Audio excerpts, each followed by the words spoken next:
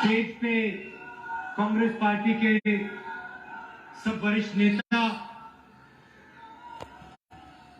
हमारे प्यारे कार्यकर्ता, भाइयों और बहनों, प्रेस के हमारे मित्रों, हरियाणा के युवा, किसान, मजदूर, छोटे व्यापारी, माताएं और बहनों, आप सबका आज यहां मैं बहुत स्वागत करता हूं, दिल से स्वागत करता हूं।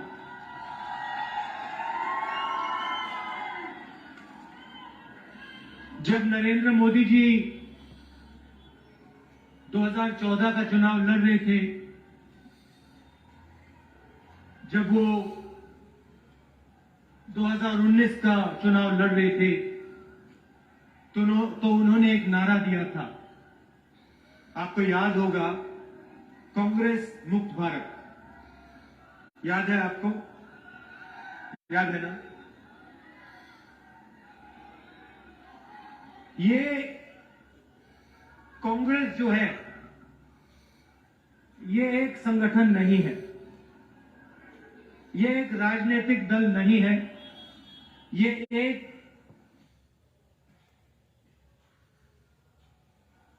सोचने का और जीने का तरीका है। एक तरफ आरएसएस और बीजेपी और दूसरी तरफ कांग्रेस पार्टी, ये दो सोचने और जीने के तरीके हैं। बीजेपी और आरएसएस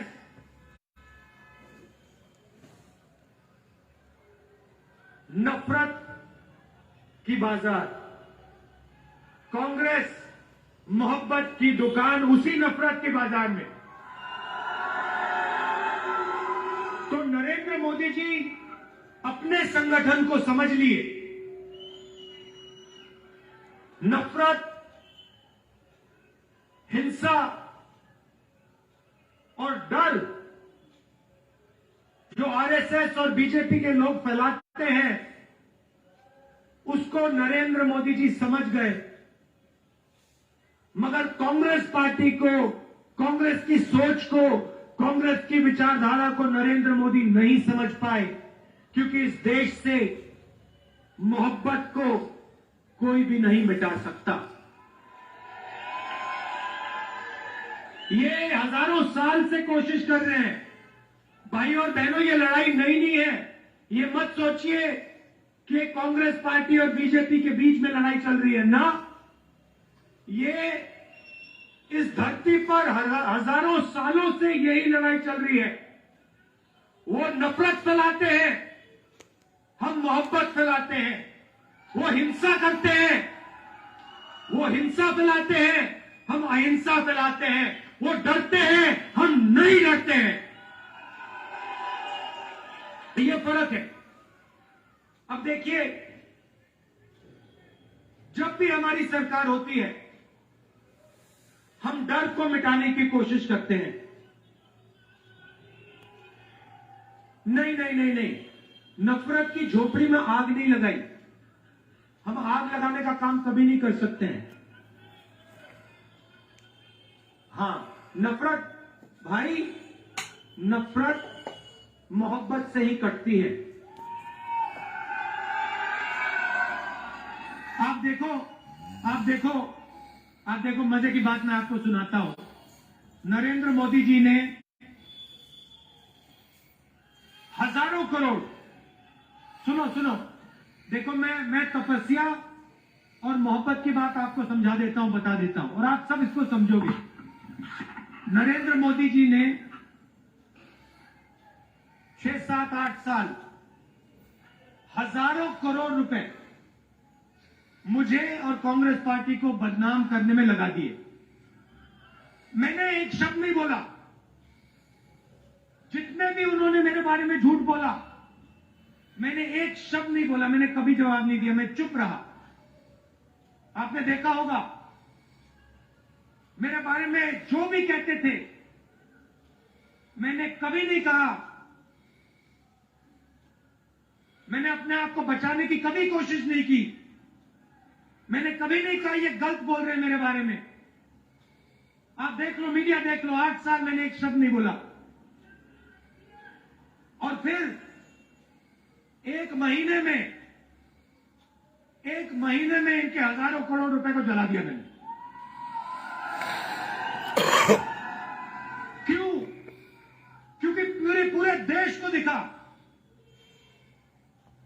कि इस व्यक्ति के दिल में,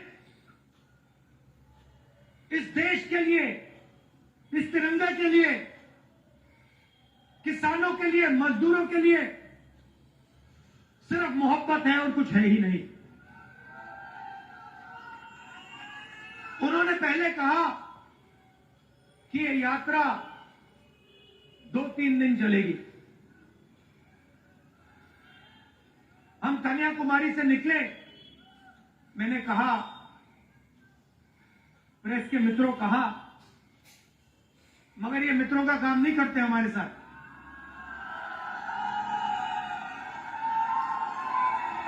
देखो देखो, पीछे घूम के देख रहे हैं, देखो। घबराइए मत, क्योंकि ये पूरी की पूरी भीड़ जानती है कि आपकी गलती नहीं है। आप पर लगाम बांधी हुई है, आप बंधे हुए हो। आपकी गलती नहीं, हम समझते हैं, आपकी मजबूरी है। आपको बच्चों को खाना खिलाना है, आपको तनख्वाह लेनी है, आपको भी जीना है, तो हम आपके खिलाफ नहीं है। मगर थोड़ा सा टीवी पे यात्रा भी दिखा दिया करो। अच्छा, 24 घंटे नहीं, 24 आवर्स न्यूज नहीं, 2-3 मिनट तो दिखा दिया करो। हिंदुस्तान की जनता क्या कह रही है, थोड़ा दिखा दो। आप 24 घंटा अंबानी जी और अदानी जी की बात रखते हो, जनता की भी रख दो 2 मिनट।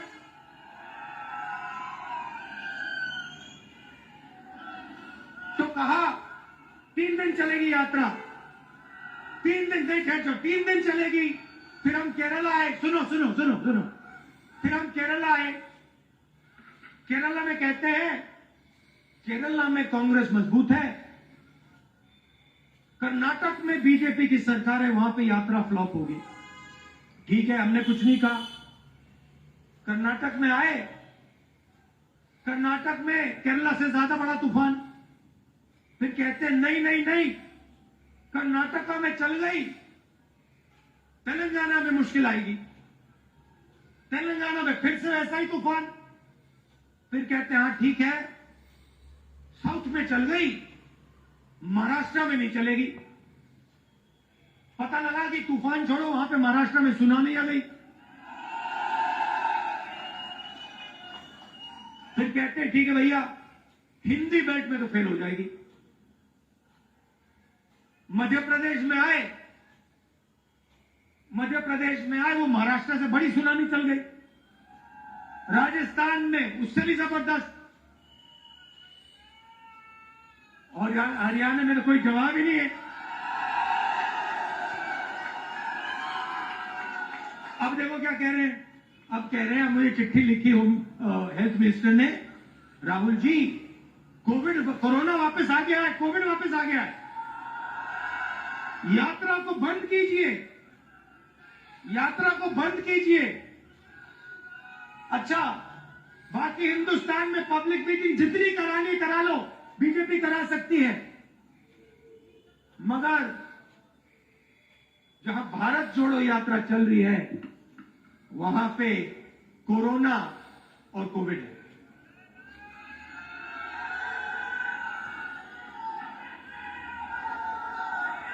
ये देखिए, ये कांग्रेस पार्टी की, हुड्डा जी ने कहा आने वाला समय कांग्रेस पार्टी का है। मैं उसको थोड़ा बदलना चाहता हूं। ये जो कांग्रेस पार्टी है, ये आपका औजार है, ये आपका हथियार है। किसका? किसानों का, मजदूरों का, छोटे व्यापारियों का, युवाओं का, ये उनका हथियार है। तो आने वाला समय कांग्रेस पार्टी का नहीं होगा, आने वाला समय हरियाणा की जनता का, किसान का, मजदूर का होगा। जरूर कांग्रेस पार्टी आपके साथ खड़ी होगी, मगर समय कांग्रेस पार्टी का नहीं, आपका होगा। 3000 किलोमीटर भाइयों और बहनों में चला हूं, बारिश में, गर्मी में, सर्दी में, हजारों लोगों से बात की है, किसानों से, मजदूरों से, युवाओं से। युवाओं से पूछता हूं, क्या पढ़ा तुमने? कहते हैं इंजीनियरिंग की, कोई कहता है डॉक्टर बनना चाहता हूं, कोई कहता है मैंने आईएएस की तैयारी की। फिर मैं पूछता हूं इंजीनियर बनना था, अब क्या कर रहे हो?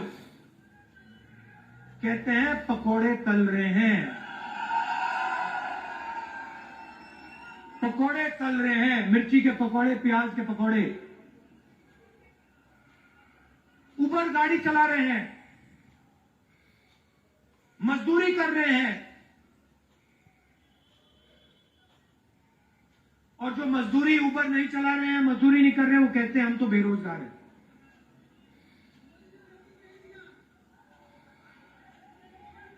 गलतफहमी में हो, मोदी जी ने नहीं किया। जैसे मैंने कहा ना, इनके पीछे लगाम लगी है, वैसी ही लगाम प्रधानमंत्री जी के पीछे भी लगी हुई है। सरकार नरेंद्र मोदी की नहीं है, गलतफहमी में मत रहिए। नरेंद्र मोदी जी की सरकार नहीं है, अदानी और अंबानी की सरकार है। आप किसी भी छोटे व्यापारी से पूछ लो, वो आपको बता देगा नोटबंदी क्यों की गई, गलत जीएसटी क्यों लागू की गई। छोटे व्यापारियों को, स्मॉल और मीडियम बिजनेस चलाने वालों को खत्म करने के लिए नोटबंदी और जीएसटी लागू की गई। और यहां पे आपको फरीदाबाद में सबसे बेहतर मालूम है, क्या सपना देखा था आपने, क्या सपना देखा था मैन्युफैक्चरिंग सेंटर का, चाइना के साथ कंपटीशन का सपना आपने देखा, सारा का सारा बर्बाद हो गया, खत्म हो गया। ये आपकी सच्चाई है। सपना क्या था? आज आप अपने जूते के नीचे देखो, मेड इन चाइना, शर्ट के पीछे देखो, मेड इन चाइना। सपना यह था, जब चाइना का कोई युवा बेजिंग की दुकान में जाके शर्ट खरीदे, उसके पीछे लिखा हो मेड इन फरीदाबाद। वो पूछे भैया ये फरीदाबाद क्या है, ये कौन सी जगह है? ये था सपना आपका। और यही सपना हमें पूरा करना है, क्योंकि अंत में भाइयों और बहनों, अंत में 21वीं सदी के दुनिया में हिंदुस्तान को चाइना के साथ कंपटीशन करना ही होगा और चाइना को कंपटीशन में हराना होगा। और उनको कौन हरा सकता है? उनको हिंदुस्तान के 2-3 अरबपति नहीं हरा सकते हैं। उनको हिंदुस्तान का किसान, हिंदुस्तान का छोटा व्यापारी, हिंदुस्तान का युवा, हिंदुस्तान के स्मॉल और मीडियम बिजनेस चलाने वाले लोग कंपटीशन में हरा सकते हैं, पटक सकते हैं। आजकल बीजेपी आरएसएस ने क्या किया? हिंदुस्तान को बांटने का काम किया। पूरे हिंदुस्तान में नफरत फैला दी। चलने से पहले मैंने सोचा था, कन्याकुमारी से शुरू करने से पहले मैंने सोचा था पूरे देश में नफरत है, मैं घबराया हुआ था। मगर कन्याकुमारी से जब निकला, मुझे एक बात पता लगी, नफरत नहीं है इस देश में, सिर्फ मोहब्बत है। नफरत सिर्फ मीडिया वाले दिखाते हैं। मैं बता रहा हूं, सिर्फ मीडिया वाले अपने टेलीविजन पे 24 घंटा नफरत फैलाते हैं। कहते भैया देखो, इसने उसको मार दिया, उसने इसको मार दिया, ये उस धर्म का है, यहां जला दिया, यहां पीट दिया, यहां काट दिया। हिंदुस्तान में ये नहीं हो रहा है। चुने हुए लोग नफरत फैला रहे हैं। मगर हिंदुस्तान का आम नागरिक, हिंदुस्तान का आम किसान, हिंदुस्तान का युवा मोहब्बत की बात कर रहा है, एक साथ चलने की बात कर रहा है, हाथ मिलाकर आगे बढ़ने की बात कर रहा है। यात्रा को देखिए, 3000 किलोमीटर चले हैं। ये छोटा सा हिंदुस्तान है, नदी जैसा है, इसमें हर धर्म के लोग हैं। आपने टीवी पे नहीं देखा होगा मगर इंटरनेट पे देखा होगा। इसमें हिंदू, मुस्लिम, सिख, ईसाई सारे के सारे चल रहे हैं, हर जात के लोग चल रहे हैं। इसमें अमीर लोग चल रहे हैं, गरीब लोग चल रहे हैं, किसान, मजदूर, हर भाषा बोलने के लोग चल रहे हैं। और आपको इस यात्रा में नफरत नहीं दिखाई देगी। आप पूछिए, इस यात्रा में आप पूछिए, किसी से पूछिए, क्या इस यात्रा में आपसे आपका धर्म पूछा गया? क्या इस यात्रा में आपकी जात पूछी गई? क्या आपको धमकी दी गई? क्या आपको मारा गया? नहीं, सिर्फ मोहब्बत और इज्जत। और इस यात्रा में कोई गिरता है, अगर इस यात्रा में कोई गिरता है, भीड़ में गिर जाते हैं लोग, तो एकदम सारे के सारे लोग बिना पूछे एकदम उस व्यक्ति को उठा लेते हैं। हमारे पीसीसी प्रेसिडेंट से आप पूछ लीजिए, कल ये गिरे, मैंने देखा जैसे ही ये गिरे 5 लोगों ने इनको उठा दिया। किसी ने ये नहीं पूछा भैया तुम्हारा धर्म क्या है, तुम्हारी जात क्या है, तुम अमीर हो या गरीब हो, स्त्री हो या पुरुष, नहीं, एकदम उठा लिया। तो यही है हिंदुस्तान। ये यात्रा के अंदर हिंदुस्तान है, मोहब्बत है। और ये यात्रा कन्याकुमारी से श्रीनगर तक, ये तिरंगा दिखाओ, इसको जरा घुमा पड़ा, फहराओ इसको, इसको हम जाके श्रीनगर में लहराएंगे।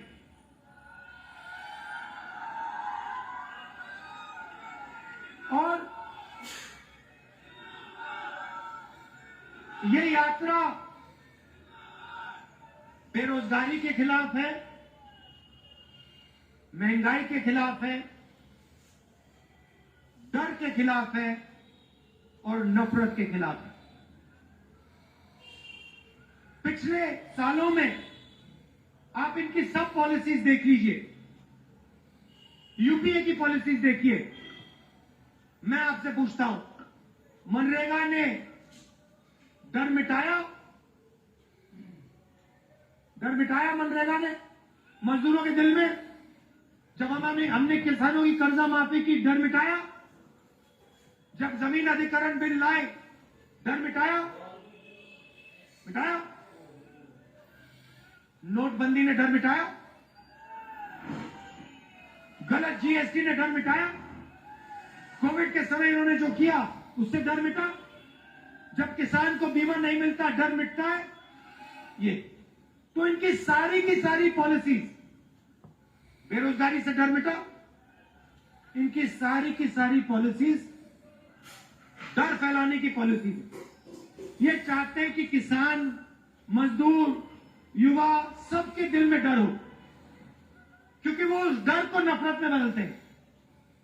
अगर इस देश में डर नहीं है तो इस देश में नफरत नहीं हो सकती।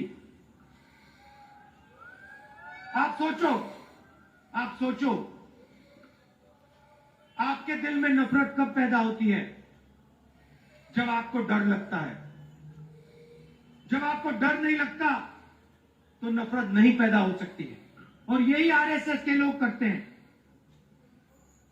ये डर फैलाते हैं और फिर उस डर को नफरत में बदलते हैं। हम कहते हैं डरो मत और हम मोहब्बत फैलाते हैं। हम एक हिंदुस्तानी को दूसरे हिंदुस्तानी से गले लगाते हैं। ये हमारा काम है।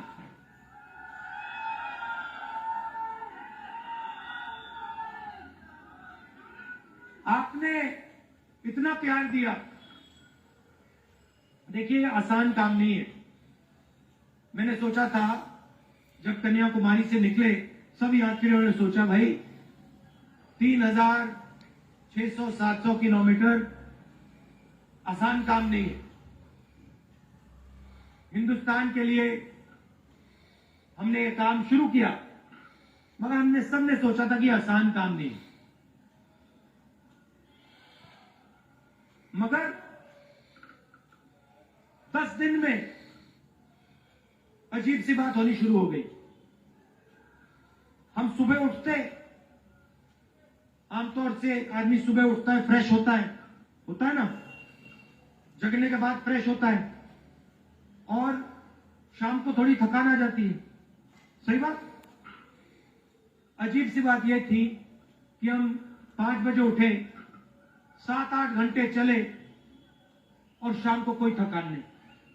आप किसी भी यात्री से पूछ लो, किसी को थकान नहीं हो रही। आप मेरा चेहरा देखो, क्या आपको लग रहा है, मेरे चेहरे पे लग रहा है कि मैं 3000 किलोमीटर चला हूं? ना।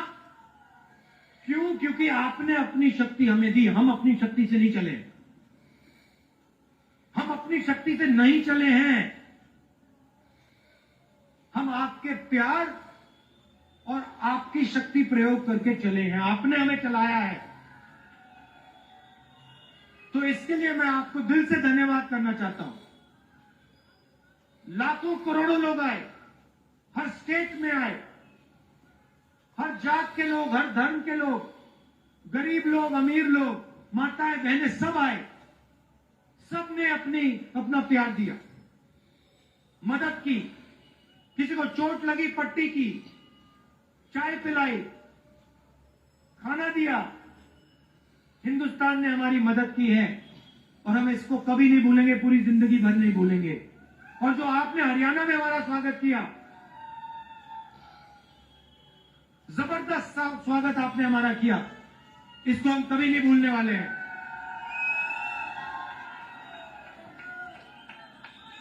तो अब कल सुबह हम दिल्ली में जाएंगे, मगर कुछ ही दिन बाद हम फिर से हरियाणा में आएंगे और आपके साथ 6-7 दिन चलेंगे। आप सबका फिर से बहुत बहुत धन्यवाद। आप रात के समय यहां आए, इसके लिए मैं बहुत आभारी हूं। नमस्कार, जय हिंद। कल सभी भाइयों से निवेदन है कि कल दिल्ली भी चलेंगे राहुल जी के साथ, क्योंकि राहुल जी एक सच्चाई के साथ आए हैं। इन्होंने ठीक कहा है कि एक भाजपा थी, राहुल जी एक शब्द